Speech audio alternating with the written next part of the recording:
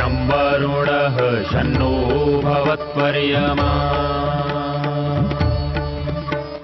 शन्न इन्द्रो बृहस्पतिः शन्नो विष्णुरुक्रमः ॐ शान्ति शान्ति शान्तिः।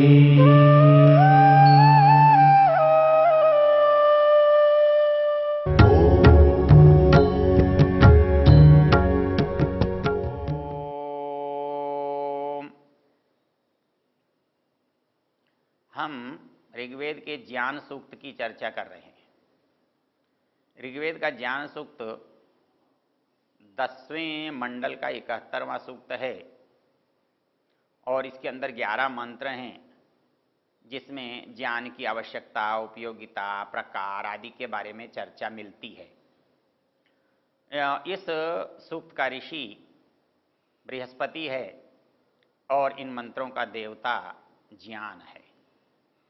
हमने ज्ञान के बारे में विचार करते हुए इन मंत्रों के शब्दों पर विचार किया था, चर्चा की थी और वो ये की थी, बृहस्पते प्रथमम वाचो अग्रम यत् प्रेरत। वो बृहस्पति परमेश्वर हमारे अंदर प्रेरणा के द्वारा, ऋषियों के अंदर प्रेरणा के द्वारा ज्ञान को प्रदान करता है। उससे आगे विचार करें तो एक विशेष शब्द और आता है यहाँ, नामधेयम दधाना। क्योंकि ज्ञान की एक विचित्र शर्त है, आप जब किसी को ज्ञान देते हैं तो कैसे देंगे? ज्ञान देने का प्रकार क्या होगा? ज्ञान देंगे तो आप शब्दों को बोलेंगे। कैसे शब्दों को बोलेंगे? जो आपकी वस्तुओं का परिचय कराते हों, उन शब्दों से आप किसी को पहचानते होंगे, आप उन शब्दों से किसी को पुकारते होंगे, आप किसी को जानते पहचानते होंगे। तो इसका मतलब हुआ कि प्रत्येक जो शब्द है वो उसका सीधा किसी से संबंध है। वो पहली दृष्टि में किसी चीज को बताने वाला है। इसके लिए यदि हम यहाँ समझना चाहें तो उसके लिए एक शब्द आता है, नामधेयम दधाना। अर्थात हमने संसार की प्रत्येक वस्तु को नाम पूर्वक जाना है। आप कहेंगे कि इतनी असंख्य वस्तुओं को हम कैसे जान सकते हैं? यही वेद की विशेषता है। सामान्य रूप से भाषा में हम जब जानने की बात करते हैं तो जितनी वस्तुएं होती हैं हमें उतने नाम रखने पड़ते हैं। यदि वो वस्तु मान लीजिए कि संसार में विद्यमान नहीं है और विचार में है, कल्पना में है, तब भी हमें उस वस्तु का नामकरण करना पड़ेगा, क्योंकि नामकरण किए बिना कोई व्यवहार संभव ही नहीं है। हम उसको ग्रहण करना चाहते हैं तो नाम की आवश्यकता है, हम उसको हटाना चाहते हैं, दूर करना चाहते हैं तो नाम की आवश्यकता है, हम उससे उदासीन रहना चाहते हैं तब भी नाम की आवश्यकता है। अर्थात इस संसार का जो संबंध हमसे बनता है उसके बीच में एक चीज है नाम। उस नाम से हम वस्तु से परिचित होते हैं और उस नाम के कारण वस्तु हमारे लिए उपयोगी होती है। तो ये जो संबंध है वो नाम है और इस नाम के बिना संसार की किसी वस्तु से न तो संबंध बन सकता है न उपयोग हो सकता है। न्याय की भाषा में जब हम कहते हैं कि भाई प्रमाणों से होता क्या है, बोले ज्ञान होता है। तो ज्ञान से क्या होता है? तो ज्ञान से तीन ही बातें हो सकती हैं। या तो कोई वस्तु हमारे लिए उपयोगी हो, अच्छी लगती हो, ग्राह्य हो तो हम उसे ले लें, या इसका दूसरा ये हो सकता है वो वस्तु हमारे लिए दुखदाई हो, अनुपयोगी हो, त्याज्य हो, उसको दूर हटा दें। तीसरी परिस्थिति ये हो सकती है कि वो वस्तु हमारे लिए न लाभदायक है न हानिप्रद है, हम उसकी उपेक्षा कर दें, उसके प्रति तटस्थ हो जाएं। तो न्याय दर्शन की भाषा में उसे कहते हैं उद्देश्य लक्षणम परीक्षा चेति। अर्थात किसी चीज को जब हम जानते हैं तो पहले उसे नाम से जानते हैं, ये उद्देश्य है। वो नाम और वस्तु के बीच में जो संबंध है, वो नाम उस वस्तु को क्यों बता रहा है, वो वस्तु उस नाम से कैसे पहचानी जाती है, इसका जो विवरण है वो लक्षण है। और हमको एक बार नाम पता लगा, हमको लक्षण पता लगा, तो हम वस्तु में घटाकर देख लेते हैं कि ये ठीक भी है कि नहीं है। जो ठीक है ये कहना है, ये परीक्षा है, ठीक नहीं है ये जांचना परीक्षा है। तो इसलिए शास्त्रकारों ने कहा कि जब आपका किसी वस्तु से संबंध बनता है तो उद्देश्य लक्षणम परीक्षा, आप पहले उसे नाम से जानते हैं, फिर उनके गुणों से उसे पहचानते हैं और उसका वो उपयोग आपके अनुकूल प्रतिकूलता में लेते हैं। तो इसलिए उस वस्तु का जानना आवश्यक है, और जानने का जो साधन है वो नामकरण है। अर्थात आप कल्पना करके देखें कि हम समाज में इतने लोग बैठे हैं, यदि इतने लोग बिना नाम के हों तो इन आपस में कैसे व्यवहार करेंगे? जो व्यवहार होगा उसमें भी कोई न कोई नामकरण की विधा होगी। हम किसी को रंग से पुकारेंगे, कद से पुकारेंगे, सुंदरता गैर सुंदरता से पुकारेंगे, तो वो भी एक नामकरण का प्रकार ही हो जाएगा। तो इसलिए नामकरण के बिना किसी वस्तु से व्यवहार करना, संबंध बनाना, उसका उपयोग लेना संभव नहीं है। इसका और कोई तरीका हो सकता है कि जाकर हम उस वस्तु को उठा लें, पकड़ लें, ले आएं, लेकिन ऐसा कैसे करेंगे, कितनी बार करेंगे, और उस वस्तु तक जाने के लिए आपको क्या प्रयत्न करना पड़ेगा?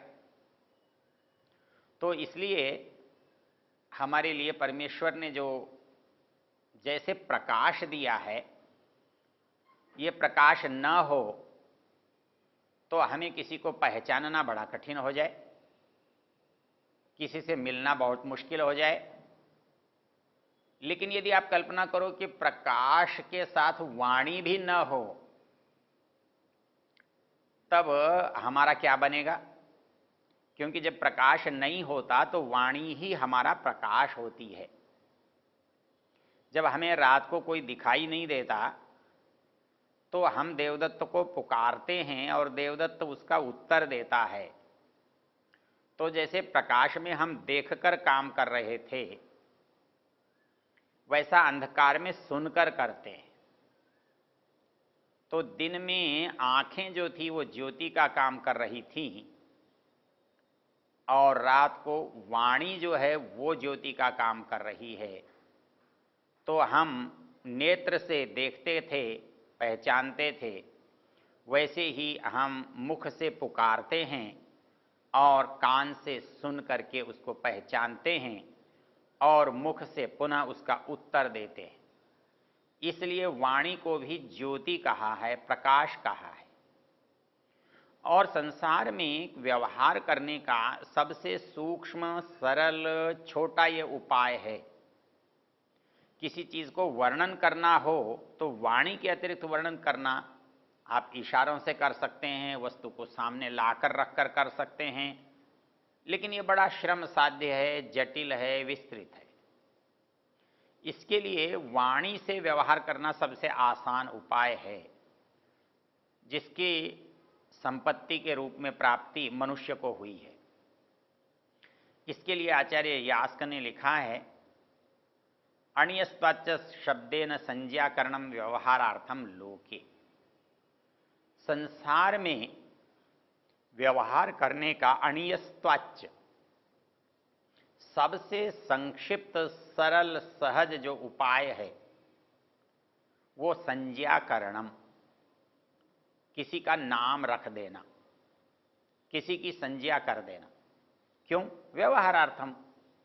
उसके बिना कोई व्यवहार, कोई व्यापार, कोई क्रिया, कोई संबंध नहीं बनता। अणीयस्त्वाच्य शब्देन संज्ञाकरणम व्यवहारार्थम लोके।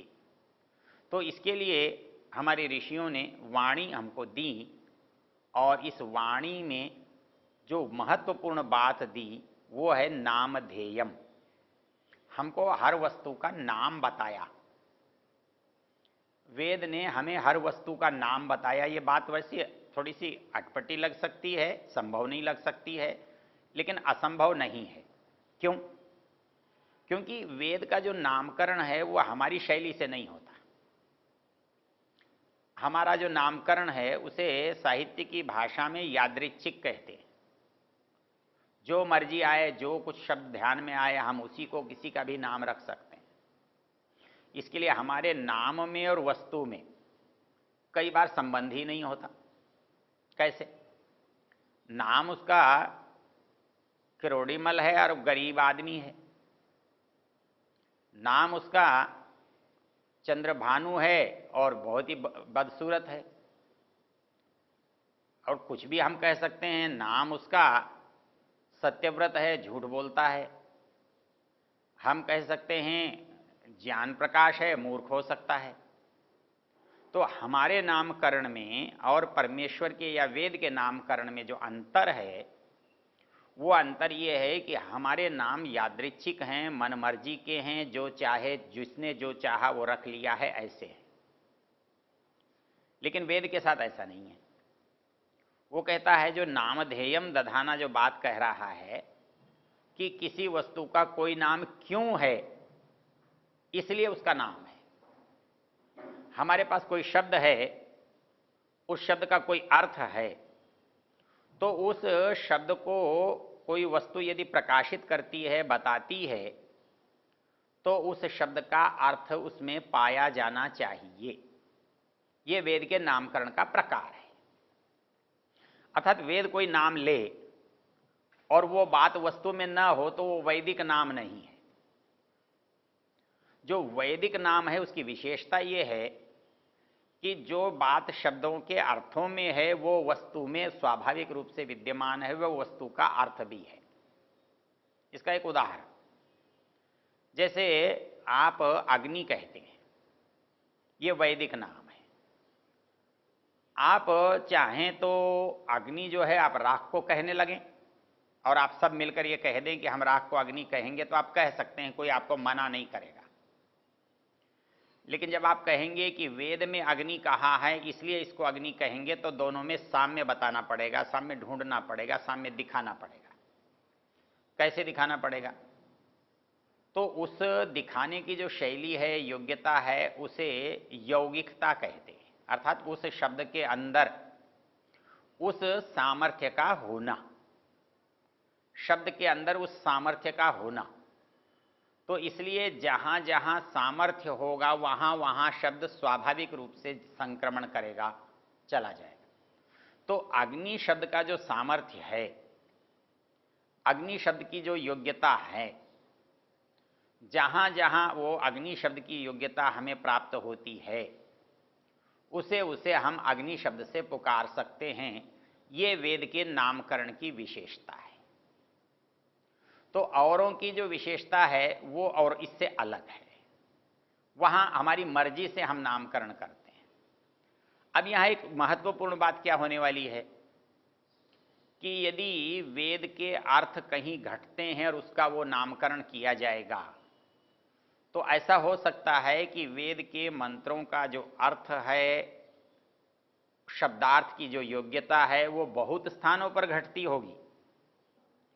हाँ, बिल्कुल घटती है, इसलिए उतने ही पदार्थ उस नाम से पुकारे जाते हैं या पुकारे जा सकते हैं।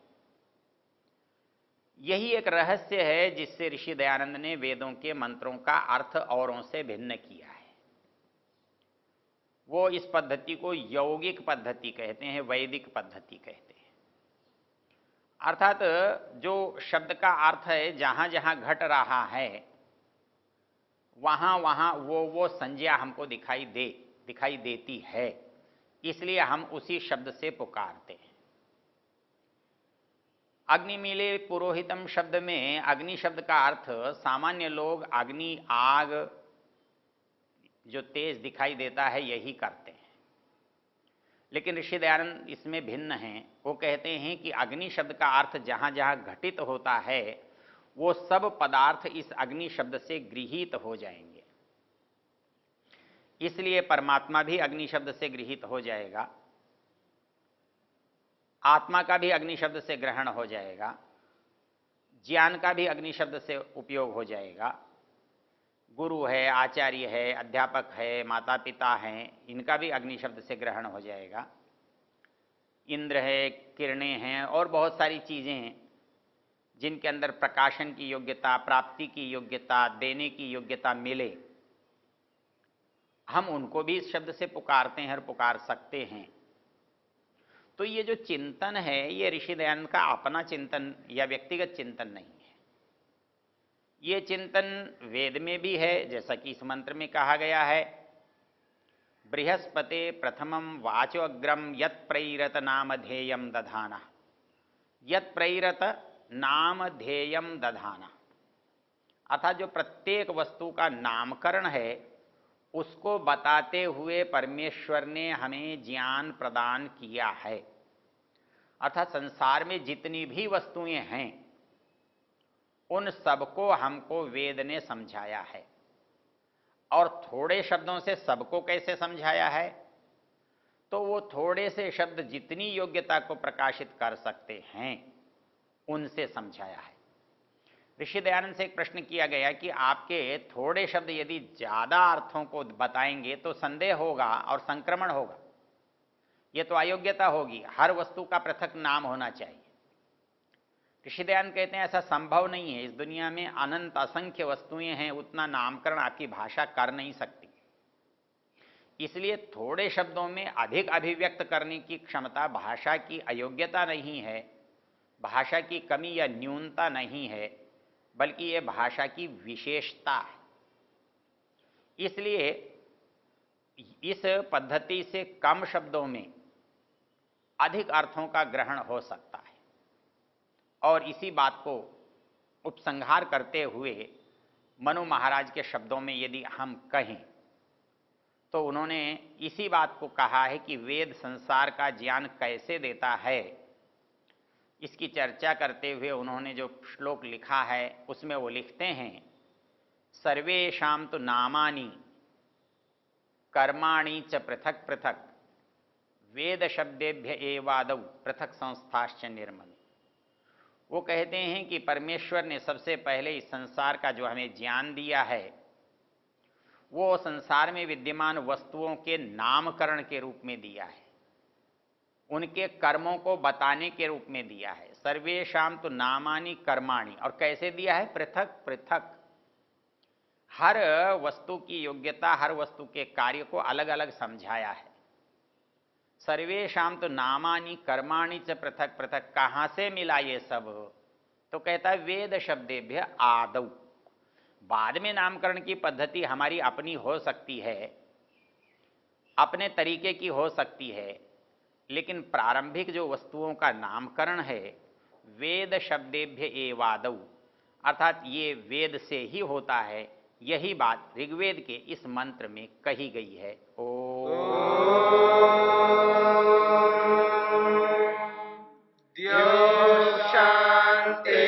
शांतिरंतरिक्षं शांति पृथिवी शांतिरापः शांतिरोषधयः शांतिः वनस्पतयः शांतिर्विश्वे देवा शांतिर्ब्रह्म शांति सर्वं शांति शांतिरेव शांति शामा